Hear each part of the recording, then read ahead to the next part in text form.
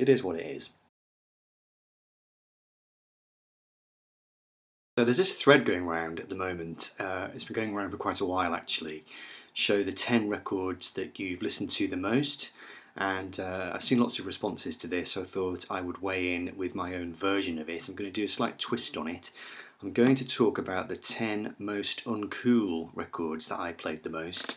This is partly in response to having seen Vinyl Richie doing his video where he he said he was a little bit cynical about some of the records that he'd seen people showing, wondering whether people were kind of self-editing a bit and picking out records that made them look cool. Now, I'm not saying that that's my interpretation of it. I haven't particularly seen that, but I thought I interpreted that really as him throwing down the gauntlet. You know, show your 10 most uncool records. I must admit, ever since I was very young, I've always been drawn towards fairly uncool music. That's probably true to this day, so I'm going to guarantee that all 10 records I'm going to show today were uncool in their day and are still uncool now. I would say so anyway. So let's get started. I'm going to show them not in order of release, but in the order in which I listened to them or discovered them. Now the first one, I couldn't find my vinyl copy of it. I don't know how that's happened. It must be misfiled. So I'll have to show the CD. This is the Difford and Tilbrook album. The two guys from Squeeze, Glenn Tilbrook and Chris Difford. When Squeeze broke up in 1982, they formed this duo, released one album which was very unsuccessful, and I listened to this thousands of times when I was probably about 15 or 16. I actually had it on cassette originally. No, I had it on record originally. Then I bought the cassette and just listened to it non-stop for, well, I still listen to it all the time, to be honest with you. It's one of my comfort albums. A very uncool album. You'll hardly ever see anybody show this. Some good songs, a couple of songs which are worthy of having been included on Squeeze albums. You've got On My Mind Tonight, great song. Man for All Seasons, great song. Hope Fell Down, great song. Love's Crashing Waves, which was the single, later became a Squeeze song by default when they started playing it in their sets. The problem with this record is that it's weighed down with fairly frilly white soul arrangements, which kind of overburden it really and date it very badly too. So never been a cool record, never will be a cool record. I love it. I wanted to show a Paul McCartney album. So the ones that people show that are cool tend to be the first two records, McCartney and Ram and McCartney 2. Those are the three which people show when they're not sort of Beatles fans or McCartney fans as such, but they're kind of aware that those records are good. I'm not saying that that's the only reason they show them, it's because they're cool, but you know, those records tend to show up in videos where people, you know, don't mind showing them. So I'll show one of the ones which those kind of music listeners would never show or buy. Pipes of Peace by McCartney from 1983, and this was the follow-up to Tug of War, of course. This is the album that's got Say Say Say on it, which I like. You know, I don't mind that song at all, but it's kind of viewed as being a bit of an album of leftovers, really. Terrible cover, and it came from the period when McCartney was maybe trying to out Billy Joel, and you know, it's a period of McCartney that I'm very fond of. He was being a pop star again, doing very, very commercial stuff. Yes, it was a bit shallow. Yes, it was a bit disposable in places, but beggars can't be choosers. Right, next one. This album. I loved this record, and I got into it when I was a teenager, and the band I'd been into for a while, and I'd liked pretty much everything I'd heard, but this is the record for some reason that really, really stuck with me.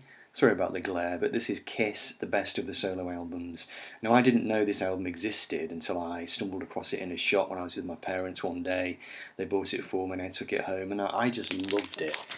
And, you know, it's so funny because it opens with such a sappy number, Hold Me, Touch Me by Paul Stanley, you know, so sappy and un-Kiss-like. But I liked it, and then it went on to Tonight You Belong to Me, which is a really good heavy song with some great guitar in that by Bob Kulick, Bruce Kulick's brother. I even like the Peter Criss stuff, Don't You Let Me Down, I Can't Stop the Rain, slightly unconvincing White Soul, I suppose. But then on side 2, great couple of tracks from Ace Frehley, New York Groove and Speeding Back to My Baby, and Rip It Out as well. The 3 Gene songs at the end I wasn't that keen on, but I taped this album and took it away on holiday with me and just played it constantly. And then even after that holiday, I carried on playing it. I played it an awful lot. Haven't played that one for many years, I must admit. This next one, a mid-1980s purchase, the only record by this band that I ever really got into. I still extol its virtues to this day, and I still do listen to it with some regularity, alarming regularity.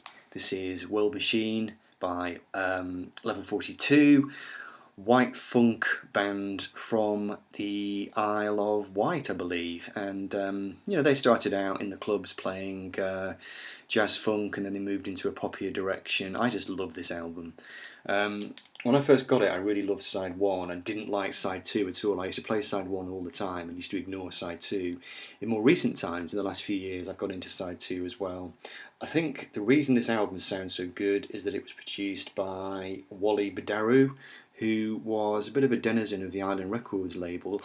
This record is not on Island, but Wally Badaru was, I think he was affiliated to Island, and he was a great funk and disco and soul producer. I keep meaning to get a couple of his solo records because they're meant to be very good, but he gives this album this kind of really polished sheen. It is white funk. I know some people will think, why the hell would you listen to that rather than Stevie Wonder? I like Stevie Wonder as well, but I am very partial to this record, particularly the first 2 tracks. If you haven't heard the title track, World Machine, some incredible bass playing by Mark King, and the second track, Physical Presence, has some brilliant keyboard work from Mike Lindop. If you're talking, on the spectrum of cool to uncool, you've got the Smiths over here, very cool, all the way back to Level 42 at the other end of the spectrum, but I would listen to this over any Smiths album, and I say that with no apology. So, World Machine by Level 42. Now, I wanted to show Queen because Queen have never really been cool. I mean, they've got a bit of a sort of retrospective cool thing going on maybe with some of the records, but the 80s stuff generally is considered to be fairly uncool. I didn't want to show the obvious one, so I thought I would show the one which I genuinely played the most back in the 80s, and it is The Works, 84.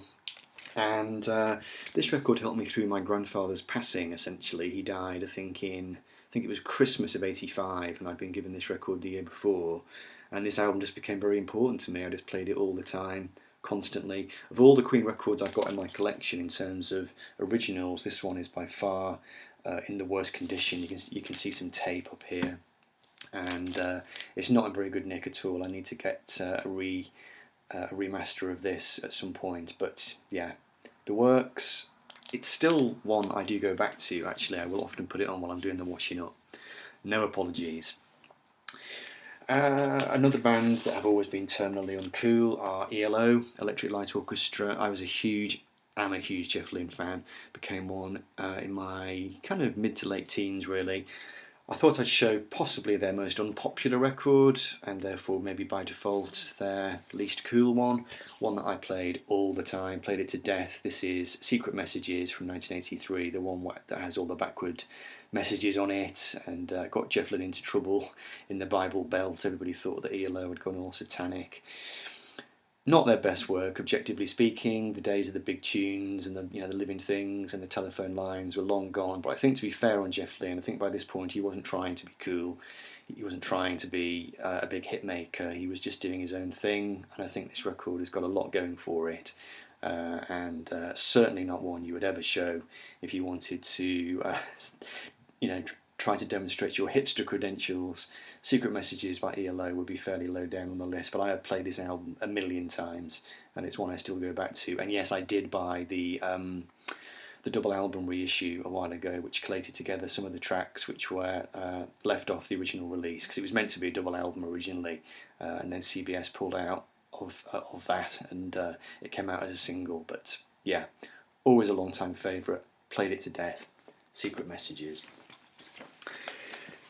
This next one, in some ways, possibly the sort of uncoolest one of the bunch, maybe, I don't know. Even fans of this guy tend not to like this record and tend to extol its predecessor. But when I was 16, 17, Skyscraper by Dave Lee Roth was never off my turntable.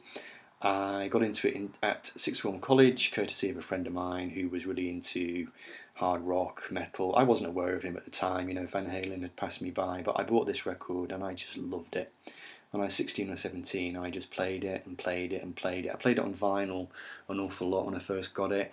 Later on, I had the cassette of it, or a friend of mine did, and we used to drive around in my open-top Citroen 2CV, blasting it non-stop, and our friends could never understand it. I remember we had one friend who kind of sat in the back of the car one day, just almost sort of head in hands. He just said, "This is terrible music, guys," and we were like, "No, it's great."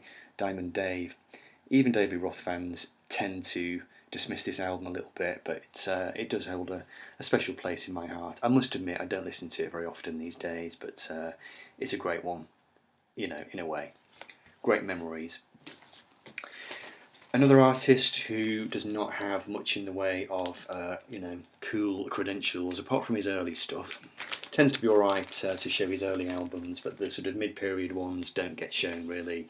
And certainly by this time, all the hipsters had long jump ship. I'm not convinced that Clapton was ever a hipster choice really, apart from maybe in the 60s when he was in Cream and the Clapton is God thing came about. But I got into this is Journeyman, which came out in 89.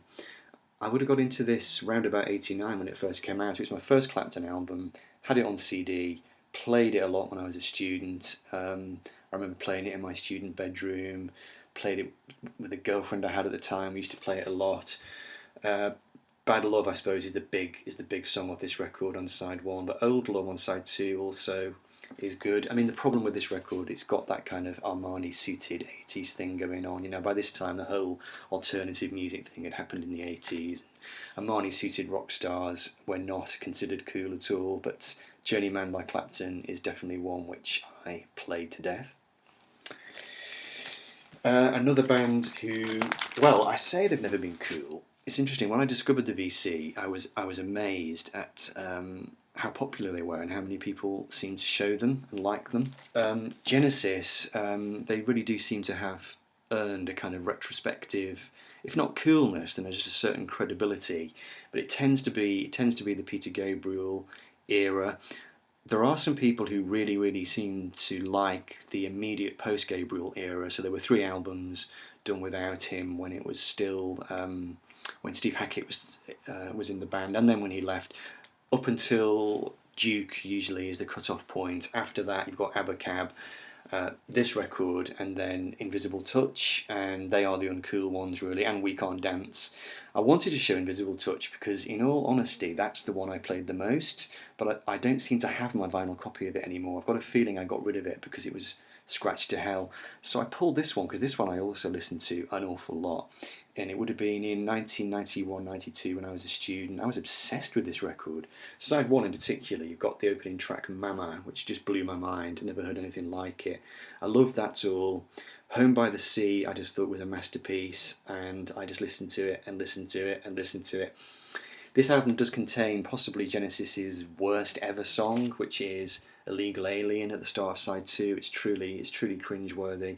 But there's some good stuff on side 2 as well, and I always used to love the closing song, It's Gonna Get Better, which I used to put on in a jukebox in my local pub when I was a student, much to the annoyance of all my friends. But Genesis, self-titled from, I think it was 1983, Hugh Padgham production, played this one a million times, still very fond of it. And the last one, I don't know if it is an uncool record, it's definitely considered one of his worst ones, I think from the 80s.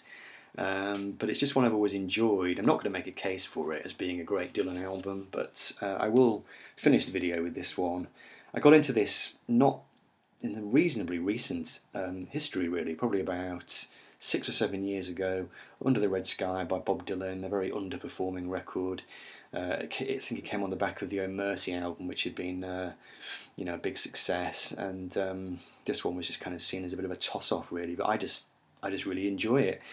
Like I said, I'm not going to make a case for it as being a great Dylan album, but certainly not one that the hipsters in the room would show.